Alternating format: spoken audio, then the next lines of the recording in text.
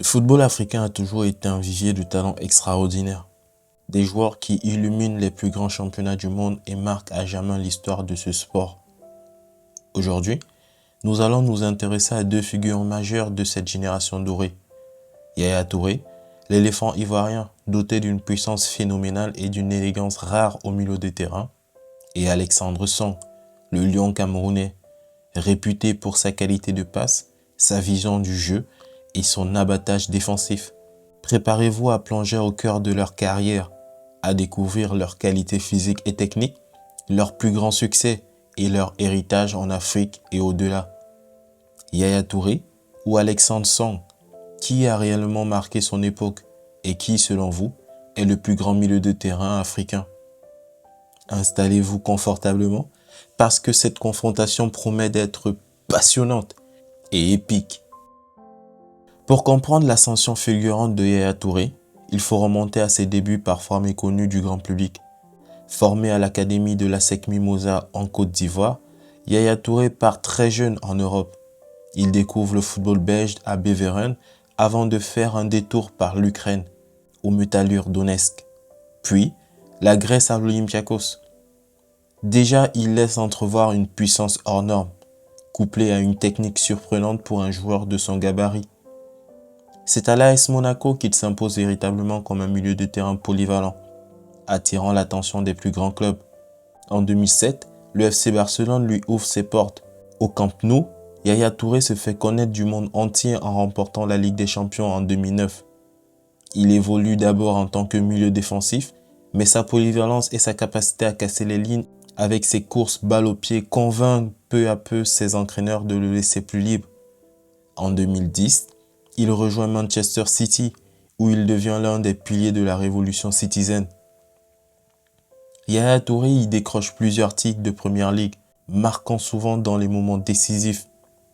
On se souvient notamment de ses buts en finale de FA Cup en 2011, ou encore dans les matchs cruciaux du championnat.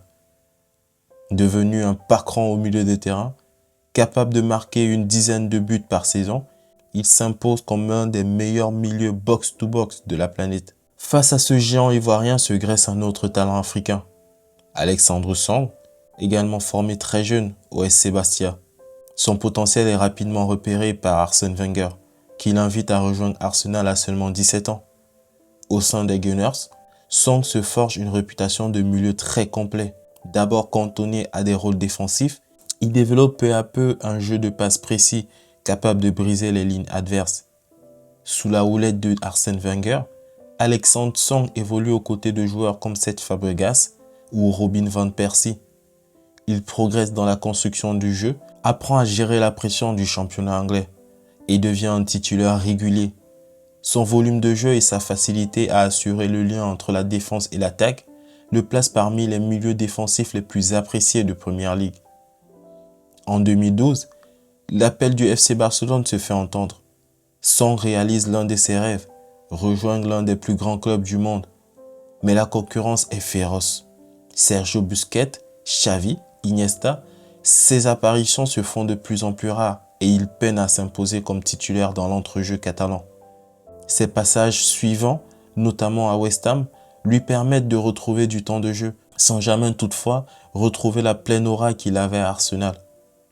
Voyons maintenant comment se traduisent leurs carrières sur le plan des trophées et des distinctions individuelles. Du côté de Yaya Touré, la liste est impressionnante. Une Ligue des Champions, 2 Ligas avec le Barça, 3 Premières Ligues avec Manchester City, une Coupe d'Afrique des Nations et élu 4 fois joueur africain de l'année.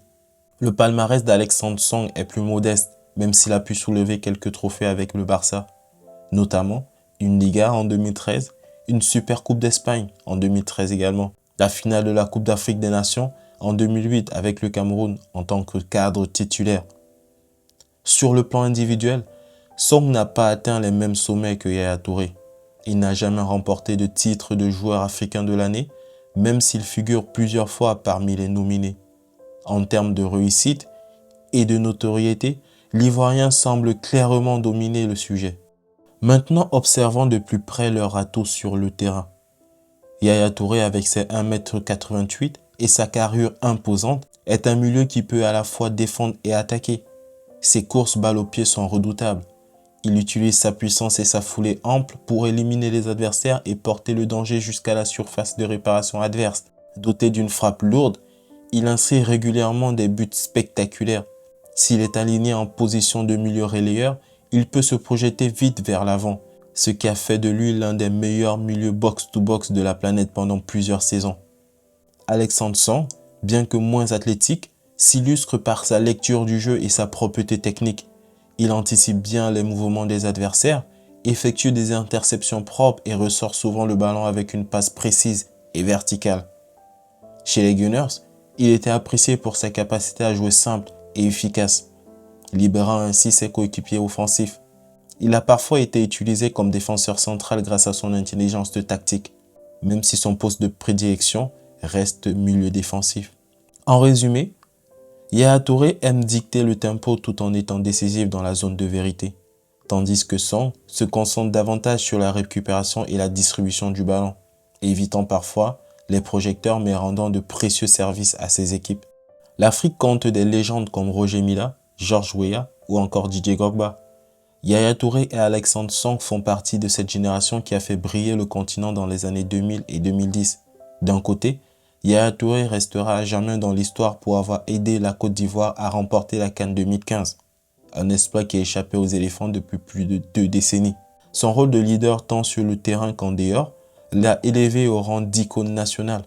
Alexandre Song n'a pas eu la même réussite avec le Cameroun, mais il a toujours été un joueur engagé, participant à plusieurs Coupes d'Afrique et Coupes du Monde. Son nom est lié à une autre légende camerounaise, son oncle Rigobert Song, qui l'a beaucoup guidé dans ses débuts. Leur présence commune en sélection a nourri l'engouement public camerounais pour la famille Song. Malgré un palmarès continental vierge, Alexandre Song demeure un joueur marquant, dont les performances à Arsenal ont inspiré de nombreux jeunes talents africains. Alors, Yaya Touré ou Alexandre Song? Si l'on dresse un bilan objectif, Yaya Touré semble être le grand vainqueur. Son palmarès surpasse celui de Song. Il a brillé au plus haut niveau avec Manchester City et le FC Barcelone. Il a été un acteur majeur de la victoire ivoirienne en CAN. Sur le plan individuel, sa série inédite de 4 titres consécutifs de joueur africain de l'année témoigne de sa domination sur le continent. Mais dire que Song est loin derrière serait injuste. Son passage à Arsenal où il était un titulaire indiscutable témoigne de son talent. Plus discret, plus effacé, il n'en reste pas moins un joueur qui a su répondre présent dans l'un des championnats les plus exigeants du monde. Il possède une grande intelligence tactique et un sens de la passe qui a souvent su débloquer des situations difficiles. Malheureusement, le choix de carrière et la rude concurrence au FC Barcelone ont limité son envol. Au final, si l'on devait trancher en un seul nom, Yaya Touré incarne sans doute la référence absolue parmi les milieux de terrain africains de cette époque. Mais Alexandre Song mérite largement sa place parmi les milieux qui ont compté pour le Cameroun et pour la Première Ligue. Lequel vous a le plus inspiré? Qui restera votre favori? Merci d'avoir suivi cette vidéo jusqu'au bout. Nous avons exploré les moments forts, le style de jeu et le palmarès de 2 légendes africaines. La confrontation entre Yaya Touré et Alexandre Song montre bien la richesse et la diversité des talents venus d'Afrique, capables de briller dans les plus grands clubs du monde. Maintenant, c'est à vous de jouer. Dites-moi dans les commentaires, lequel de ces 2 milieux de terrain vous a le plus impressionné? Partagez votre point de vue, vos souvenirs et vos analyses. Et si vous avez aimé la vidéo, pensez à laisser un pouce bleu et à vous abonner sur la chaîne pour ne rien manquer de nos prochaines vidéos. Sur ce, je vous dis prenez soin de vous et peace la famille!